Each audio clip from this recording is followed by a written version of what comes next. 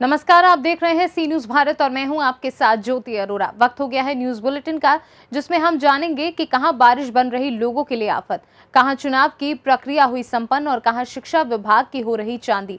इन तमाम खबरों को जानेंगे विस्तार से, तो आइए निगाह डालते हैं इस वक्त की बड़ी खबरों पे। खुर्जा जंक्शन चौकी क्षेत्र का सुल्तानपुर गांव का पुल लोगों की समस्या का कारण बन चुका है। जब भी यहां बारिश होती है, थोड़ी सी बारिश में ही लोगों की समस्या उत्पन्न हो जाती है। यह पुल एकमात्र 4 गांव को जोड़ने का रास्ता है। इस्माइलपुर, सुल्तानपुर पीर और सिकरी ही रास्ता एकमात्र 4 गांव को जेवर रोड से जोड़ता है। इसके अलावा और कोई रास्ता नहीं है। यहाँ जब भी बारिश पड़ती है तब तक पानी इकट्ठा हो जाता है, लेकिन रेलवे वाले इससे बेखबर हैं और अब तक इसका कुछ समाधान नहीं किया गया है। बुलंदशहर से सी न्यूज संवाददाता उपदेश सिंह चौहान की रिपोर्ट। धार जिला पंचायत अध्यक्ष उपाध्यक्ष की प्रक्रिया आज कलेक्टर परिसर के पंचायत भवन में प्रारंभ हुई। ये चुनाव की प्रक्रिया कड़ी पुलिस सुरक्षा के बीच हुई। हालांकि कुल 28 जिला पंचायत सदस्य आज यहां पर अध्यक्ष व उपाध्यक्ष का फैसला करेंगे, जिसको लेकर कांग्रेस व भाजपा के 14 सदस्य निर्वाचन भवन के अंदर पहुंच चुके हैं। सूत्रों की माने तो कांग्रेस ने अपने उम्मीदवार मनोज सिंह गौतम को किया है, जो कि पूर्व में भी जिला पंचायत अध्यक्ष रह चुके हैं। वहीं दूसरी ओर बीजेपी ने अपना प्रत्याशी अब तक घोषित नहीं किया है। स्वाभाविक है कि 11 बजे यह चुनाव प्रक्रिया शुरू होकर 2:30 बजे समाप्त हो जाएगी। धार से सी न्यूज संवाददाता प्रकाश जोशी की रिपोर्ट। छत्तीसगढ़ के त्योहारों की बात करें तो हरेली एक ऐसा त्योहार है जिसके बाद त्योहारों की शुरुआत होती है। आज के दिन किसान सुबह से ही किसानी कार्य के उपयोग लाने वाले वस्तु नागर, फावड़ा, सब्बल, ट्रैक्टर आदि की सफाई कर पूजा अर्चना कर त्योहार की शुरुआत करते हैं। हरेली त्योहार श्रावण मास के अमावस्या के दिन मनाया जाता है।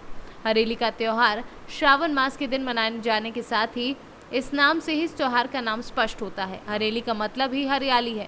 किसान जब खरीफ की सीजन में धान फसल की बोनी करते हैं और खेत में धान लहलहाती है, तभी हरा भरा दिखाई देता है। उस वक्त नागर में बैल की मदद से बियासी करने के बाद हरेली पर्व के दिन नागर के साथ अन्य वस्तु साफ सफाई कर पूजा अर्चना की जाती है। वे हैं फुगड़ी का कार्यक्रम रखा गया है, गेड़ी प्रतियोगिता रखी गई है, बिल्लस और भी छत्तीसगढ़ी व्यंजन रखा गया है, जैसे टुकनी, पर्री और क्या बोलते हैं, बहुत सारे ड्राइंग कंपटीशन रखा गया है। टुकनी, पन्नी और सुपा को सजा के लाया गया है बच्चों के द्वारा।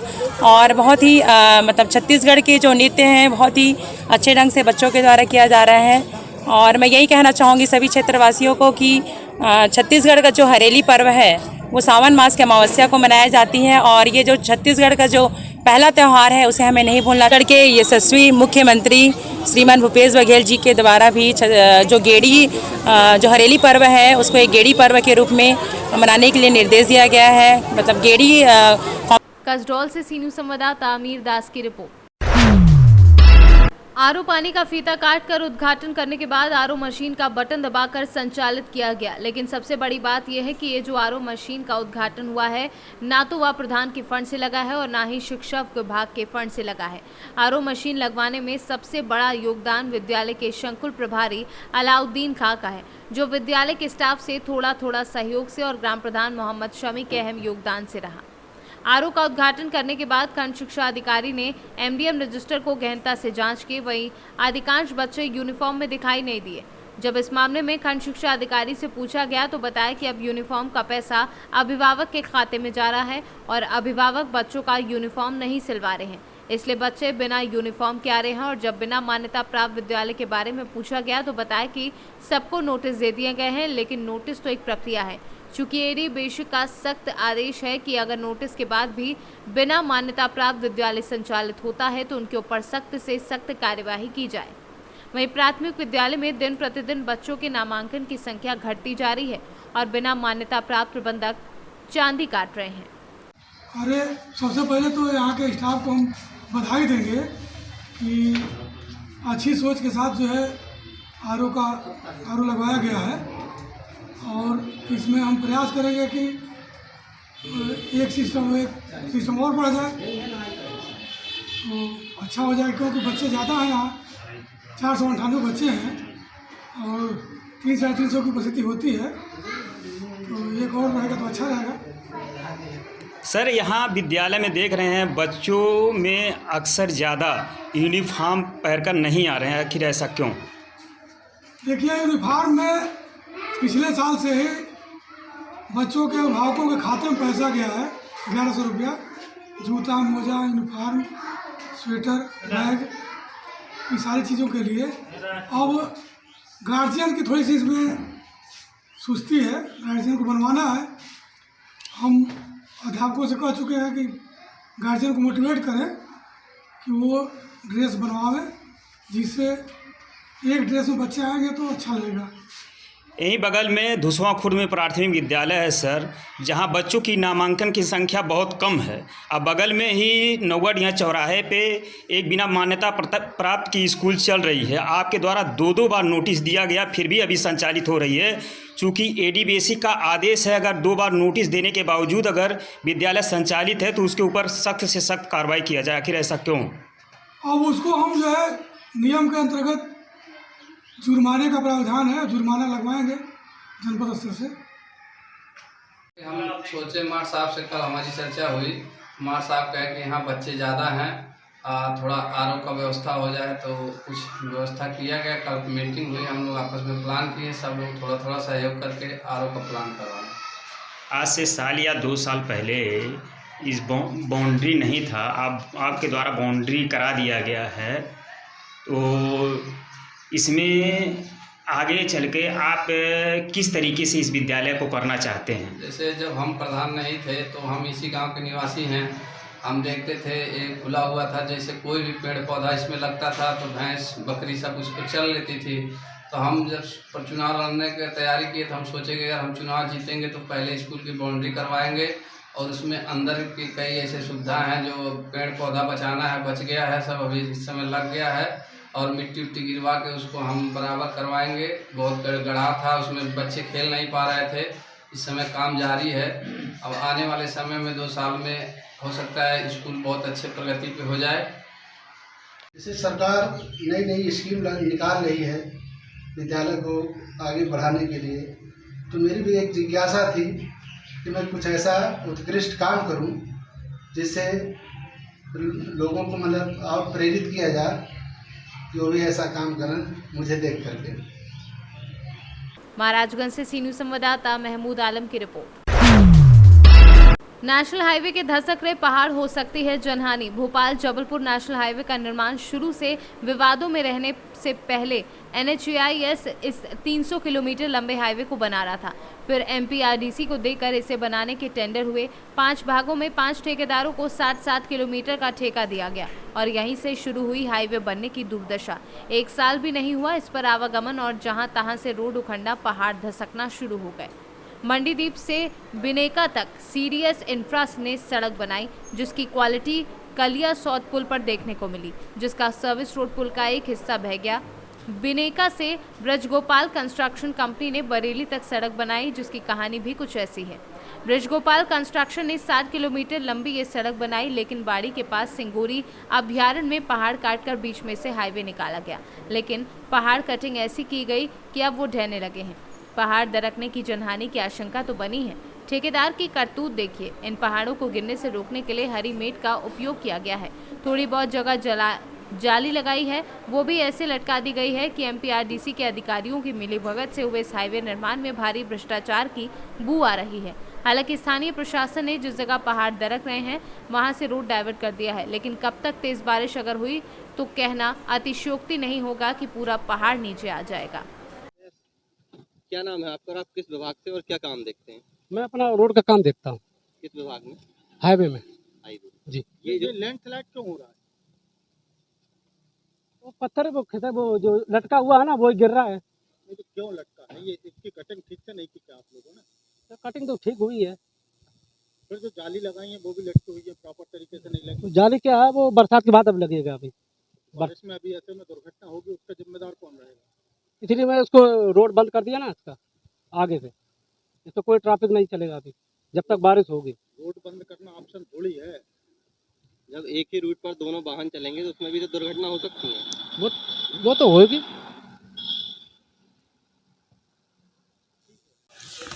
सर, नेशनल हाईवे 12 पर नागिन मोड़ के ऊपर जो पहाड़ कटिंग हुई है वहाँ से लैंडस्लाइड हो रही है और रोड को भी डाइवर्ट करना पड़ा।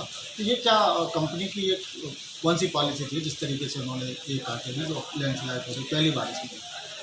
नागिन मोड़ पे लैंडस्लाइड जो हो रहा है उसके संबंध में आपके द्वारा मुझे संज्ञान में भी लाया गया है मैटर। इसके संबंध में कल ही मुझे ये मैटर पता चला है, तो इस संबंध में मैंने संबंधित विभाग के जो अधिकारी हैं उनसे दूरभाष पर चर्चा की है कि आप इसको जो है ठीक कराइए और जो जिसकी भी लापरवाही है उस पर नियमगत जो भी कार्रवाई होनी है वो लोग कर रहे हैं अपने स्तर से। बाकी तहसीलदार को, थाना प्रभारी को मैंने सूचित किया है कि उसकी वजह से कोई जनहानि ना हो मतलब उस जगह पे, और वो आवश्यक बैरिकेडिंग वगैरह करके मार्ग को परिवर्तित कराएंगे। तो ये उन्होंने जो जाली वगैरह भी लगाई वो भी प्रॉपर तरीके से नहीं लगाई, जिसकी वजह से भी ऊपर के जो पहाड़ है इस संबंध में MPRDC जो विभाग देख रहा था उनके अधिकारियों को मैंने बताया है, वो लोग अपने स्तर से पूछ रहे हैं कि मतलब जो भी उसका प्रोटोकॉल है या जो भी नियम है उसके तहत कार्रवाई। रायसेन से सी न्यूज़ संवाददाता अरशद मसूद की रिपोर्ट। गोंडा में 2 वर्दीधारी आपसी कहासुनी में भिड़े हुई हाथापाई। पूरा मामला गोंडा जनपद के देहात कोतवाली अंतर्गत दर्जी कुआं चौकी से है, जहां आपसी कहासुनी को लेकर ऑन ड्यूटी के समय 2 सिपाहियों में घमासान हुआ। अब सोशल मीडिया पर यह वीडियो जमकर वायरल हो रहा है और ये वीडियो लगभग 2 महीने पुराना बताया जा रहा है। तभी से घटना की वीडियो की पुष्टि में पुलिस जाँच कर रही थी। अब मामला जाँच के उपरांत सही पाने पर पुलिस कप्तान अभी हाल में तत्काल दोनों सिपाहियों को लाइन हाजिर कर कार्यवाही कर दी है। गोंडा से सी न्यूज़ संवाददाता इंद्रेश कुमार श्रीवास्तव की रिपोर्ट। महाराजगंज जनपद के 6 ब्लॉकों में विकास को लेकर एक नई गति मिलने वाली है। भारत सरकार की नीति आयोग के द्वारा उत्तर प्रदेश में 100 ब्लॉकों का चयन किया गया है, जिन्हें स्पेशल ब्लॉक का दर्जा देकर विकास की गति को और तेज करने का काम किया जाएगा, जिसमें से 6 ब्लॉक महाराजगंज जनपद से चुने गए हैं, जहां पर जल्द ही सरकार की योजनाओं को तेजी के साथ सही तरीके से पूरा करने का काम किया जाएगा। सर, शासन के द्वारा स्पेशल ब्लॉक को लेकर किस तरह से मिसी हुई है और किस तरह की तैयारी की जाएगी और क्या क्या मिलेगा उन ब्लॉकों में जो स्पेशल ब्लॉक बनाए जाएंगे? देखिए, एस्पिरेशनल डिस्ट्रिक्ट जो नीति आयोग के द्वारा भारत सरकार के द्वारा एक स्कीम चल रही है, 115 डिस्ट्रिक्ट पूरे जिले में पूरे देश में लिए गए, जिसमें उत्तर प्रदेश के 8 जिले हैं। उसी तर्ज पे शासन ने इस बार पिछले वित्तीय वर्ष में निर्धारित किया था कि नीति आयोग के एस्पिरेशनल डिस्ट्रिक्ट की तर्ज पे एस्पिरेशनल ब्लॉक का कंसेप्ट लाया जाए। तो पूरे उत्तर प्रदेश में 100 ब्लॉकों को एस्पिरेशनल ब्लॉक के रूप में चिन्हित किया गया है और हमारे महाराजगंज जनपद के 6 ब्लॉक, जिसमें मिठौरा, सदर, नौतनवा, निचलौल, परतावड़ और पनियरा, इन 6 ब्लॉकों को एस्पिरेशनल ब्लॉक बनाया गया है। इसके अंतर्गत 6 हमारे मेन डिपार्टमेंट्स हैं, जिसमें बाल विकास, पुष्टाहार, स्वास्थ्य, शिक्षा, ग्राम्य विकास, कृषि और कौशल विकास, जैसे 5-6 हमारे डिपार्टमेंट्स हैं और 75 इंडिकेटर्स हैं। उन इंडिकेटर्स में हमने विशेष प्रयास करते हुए शासन ने इंडिकेटर्स को बनाया है और उन सारे ब्लॉकों में, 6 ब्लॉकों में सभी जितने भी शासन की योजनाओं को अमली जामा पहनाने के लिए जितने भी कर्मचारियों की आवश्यकता होती है, सबसे पहले मानव संपदा के रूप में सारे कर्मचारियों को वहाँ नियुक्ति की जा रही है। जहाँ पे कमी है वहाँ पे भी शासन के द्वारा लोग भेजे जा रहे हैं, जिससे शासन की योजनाओं को बहुत इफेक्टिव तरीके से उन 6 ब्लॉकों में चलाया जाए। इस संबंध में माननीय मुख्यमंत्री जी के दिशा निर्देशन अनुरूप सारे उत्तर प्रदेश के जितने भी जनपद हैं उन सभी CDOs की बैठक भी हुई है, माननीय उप मुख्यमंत्री जी ने ली थी और 2 दिन का प्रशिक्षण काल भी हुआ था। सारे DSTOs को बुलाया गया था, उनका भी प्रशिक्षण हुआ है, सारे BDOs की भी प्रशिक्षण हुआ है। आज पूरे यूपी के जितने भी स्पेशल ब्लॉक्स हैं उन सबके जितने भी हमारे लाइन डिपार्टमेंट्स हैं, सारे लाइन डिपार्टमेंट्स के साथ सारी समीक्षा की गई है। उद्देश्य यही है कि जो मेन स्ट्रीम में जो हमारे कुछ पैरामीटर्स में जो ब्लॉक कम रह गए हैं उनको मेन स्ट्रीम में लाया जाए, अच्छे से इफेक्टिव मॉनिटरिंग की जाए, इफेक्टिव इम्प्लीमेंटेशन किया जाए गवर्नमेंट स्कीम्स का, ताकि जो हमारे एस्पिरेशन ब्लॉक हैं उनको एस्पिरेशन से हटा के उनको इंस्पिरेशन बनाया जाए सभी ब्लॉकों के लिए। तो यही इसकी अवधारणा है और इस पर महाराजगंज जनपद में 6 ब्लॉक हैं, हमारे 12 ब्लॉक में 6 ब्लॉक हैं, काफ़ी इंपॉर्टेंट है। इसमें भी पूरा हम डेली इसकी समीक्षा कर रहे हैं और स्पेशल ब्लॉक के चलते हुए काफ़ी विकास जनपद में भी होगा। महाराजगंज से सीनू संवाददाता अंगद शर्मा की रिपोर्ट। विकासखंड अमरिया में कार्यरत ग्राम विकास अधिकारी रुपेश कुमार सिंह पर प्रधान पुत्र द्वारा जानलेवा हमला करने का मामला सामने आया है, जिसके बाद सचिवों द्वारा थाना अमरिया में पहुंचकर थाना अध्यक्ष से कार्यवाही करने की मांग की गई है। बताया जा रहा है कि विकासखंड अमरिया में तैनात रुपेश कुमार सिंह के साथ प्रधान पुत्र ने अपने साथियों के साथ कार से खींचकर मारपीट की और फरार हो गए। ग्राम विकास अधिकारी रुपेश कुमार सिंह ने अमरिया थाने में तहरीर देकर बताया है कि वह अमरिया की ग्राम पंचायत फुलैया में तैनात है। ग्राम पंचायत में केयरटेकर व पंचायत सहायक का मानदेय रोकने को लेकर प्रधान पुत्र उन पर दबाव बना रहा था। ग्राम विकास अधिकारी रुपेश कुमार सिंह के द्वारा मानदेय का पेमेंट लगा दिया गया था, जिससे प्रधान पुत्र नाराज हो गया। गुरुवार को ग्राम विकास अधिकारी रुपेश कुमार सिंह ब्लॉक कार्यालय से मीटिंग करके अपने साथी राहुल कन्नौजिया व शिव कुमार के साथ शाम करीब 6 बजे अपनी कार से पीलीभीत जा रहे थे। वहीं अमरिया नहर से थोड़ी दूर पर हाईवे के किनारे पुत्तन पोल्ट्री की दुकान के सामने प्रधान पुत्र राजेंद्र कुमार व उसके भतीजे आकाश ने अपने आधा दर्जन साथियों के साथ कार के आगे मोटरसाइकिलें खड़ी कर उन्हें रोक लिया और कार से उतारकर लात-घूंसों से मारपीट करके फरार हो गए, जिससे रुपेश कुमार सिंह पूरी तरह से लहूलुहान हो गए। इस मामले की तहरीर थाना अमरिया में दी है, जहां थाना प्रभारी कमलेश कांत वर्मा द्वारा पूर्ण कार्यवाही करने का आश्वासन दिया है। तो क्या घटना हुई है आपके साथ? थाना अमरिया में तहरीर दी है। अभी हम लोग विकासखंड पर बैठक करने के बाद जो है जा रहे थे पीलीभीत, तो 500-600 मीटर आगे फुलैया ग्राम पंचायत के ग्राम प्रधान पुत्र राजेंद्र कुमार अपने साथियों के साथ आए और घेर लिया हमको। घेरने के बाद हमसे पूछा कि सचिव हो तुम? मैं कहा सचिव हैं। बस उन्होंने मारना शुरू कर दिया। क्या मतलब कोई वजह थी मारने की? नहीं, कोई वजह नहीं, केवल पंचायत सहायक और जो शौचालय के केयरटेकर हैं उनका मानदेय भुगतान के लिए कल शाम को बात की थी उनसे, और मीटिंग में एडीओ पंचायत साहब से भी बात करवाई थी उनकी।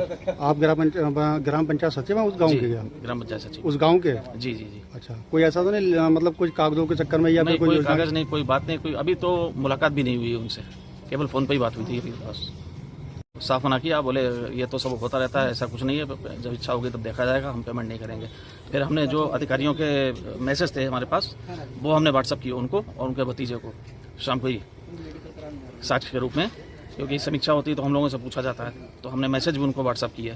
फिर एडीओ पंचायत साहब से दोपहर में हमने उनसे उनके बात भी करवाई कि ये लोग मना कर रहे हैं मानदेय देने के लिए। कितने लोग थे? लगभग 8-9 लोग थे। 8-9 लोग। तो आज थाना अमरिया में पहुँच के आज तहरीर दी है आपने? जी। अच्छा, क्या कार्रवाई का आश्वासन दिया है साहब ने? अब अभी मेडिकल के लिए जा रहे हैं, उसके बाद अभी आ रहे हैं दोबारा से। पीलीभीत से सीनू संवाददाता हैदर खान की रिपोर्ट। त्रिस्तरीय पंचायती राज निर्वाचन के तहत निर्वाचन आयोग के निर्देश पर गुरुवार को जनपद पंचायत कार्यालय में जनपद पंचायत अध्यक्ष एवं उपाध्यक्ष की निर्वाचन प्रक्रिया पूर्ण हुई। निर्वाचन शाखा से प्राप्त जानकारी अनुसार गुरुवार को 12 बजे से अध्यक्ष उपाध्यक्ष की निर्वाचन प्रक्रिया प्रारंभ हुई थी। अध्यक्ष पद के लिए जनपद सदस्य वार्ड क्रमांक 7 से महेंद्रपाल सिंह बुंदेला ने एकमात्र नामांकन दाखिल किया था। निर्वाचन अधिकारी विजय यादव ने नामांकन की प्रक्रिया संपन्न कराई।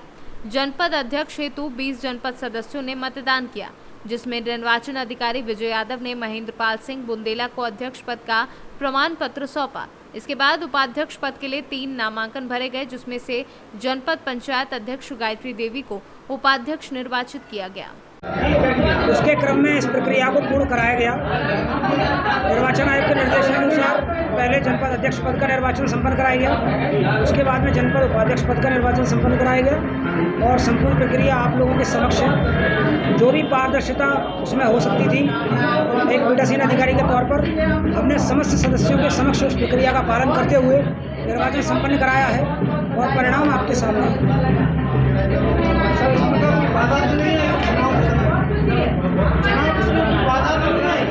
नहीं, किसी प्रकार की कोई बाधा नहीं है। शासन के स्पष्ट निर्देश है कि चुनाव प्रक्रिया किस प्रकार से पूर्ण कराई जानी चाहिए, उसी का अनुसरण करते हुए उक्त प्रक्रिया को पूर्ण कराया गया। अशोकनगर से सीनू संवाददाता सिद्धार्थ साध की रिपोर्ट। ऐतिहासिक नगरी चंदेरी, जो कि चारों ओर पहाड़ियों से घिरी है, बारिश के मौसम में यहाँ की प्राकृतिक मनोहारी छटा निहारने दूर दूर से सैलानी आते हैं। यहाँ चारों ओर पहाड़ियों से घिरी चंदेरी हरियाली की चादर ओढ़े हुए है। ऐसे में सावन की हरियाली अमावस्या पर आसपास क्षेत्र से लोग घूमने पिकनिक मनाने से अपने आप को नहीं रोक पाते हैं। आपको बता दें कि इस बार सावन के पवित्र माह में पड़ने वाली हरियाली अमावस्या पर गुरु पुष्य 2 शुभ योग बन रहे हैं। इस दिन वृक्षारोपण करना अति शुभ माना जाता है। आपका अभिनव सिन्हा। कहाँ से आए आप? भोपाल से। चंदेरी की सुंदरता के बारे में आप क्या कहना चाहेंगे? बहुत अच्छा लगा। हमने अभी ये फोर्ट देखा एंड ये फोर्ट इतना अच्छे से प्रिजर्व्ड है, बहुत अच्छा लगा देख के उसको। और क्या क्या जगह आप देखना पसंद करेंगे? अभी हम राजा रानी महल जा रहे हैं और बादल महल भी देखेंगे, उसके भी बारे में बहुत सुना है। और वो कटी घाटी भी बहुत सुंदर लगी वहाँ पे ड्राइव करके। अच्छा, और रास्ते बहुत अच्छे हैं और ये होटल तो बहुत ही अच्छा लगा। यहाँ पे स्टाफ सर्विसेज बहुत अच्छी है, खाना भी बहुत अच्छा है। यहाँ के वातावरण के बारे में आप क्या कहना चाहेंगे? बहुत सुंदर है। अभी का वेदर ऐसा है कि ज़्यादा ठंडी नहीं लग रही है, ज़्यादा गर्मी नहीं लग रही है। थोड़ी बारिश होती तो अच्छा लगता, लेकिन बहुत ग्रीनरी है, बहुत अच्छा लगता है। अशोकनगर से सीनू संवाददाता सिद्धार्थ साथ की रिपोर्ट। फिलहाल इस न्यूज बुलेटिन में बस इतना ही। देश और दुनिया की बाकी खबरों के लिए आप देखते रहिए सी न्यूज भारत।